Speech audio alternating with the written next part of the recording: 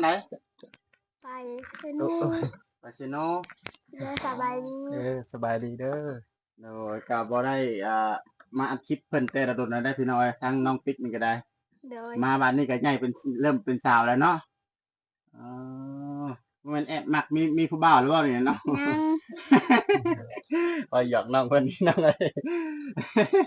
ชื่อจะได้ก็ ติ๊ก ชื่อ คือ ติ๊ก น้อง เนาะ ปิ๊ก อายุจักปีละ 13 3 ปีพี่น้อยเนาะ3 ชื่ ปี อติ๊กชื่อลินชื่อแท้ชื่อไข่มุก ชื่อแท้ชื่อสมุกบ่ ชื่อนางไข่มุกน้องไข่มุก มันนี่เป็นงานดองน้องตุ๊กเนาะมันนี่เนาะ แม่น โดยเฉพาะจะว่ามีกระตุกมีหยังหลายได้พี่น้องมีกระตุกน้ำดงน้ำดื่มหลายได้แกมาอยู่ดนแล้วบ่อยู่พี่น่ะน้อง แม่น อื สามทีทิศเลย ตามที่ทิศแล้ว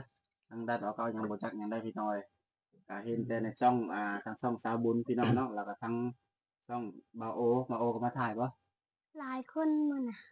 หลายอยู่บ่ เต้นว่างแต่ มื้ บ่ อนี้ได้มีคนมาหาหลายบ่มื้อนี้ มีแต่เบาลานเบาอุลิ อ๋อบ่าวลาวกับบ่าวโอลิ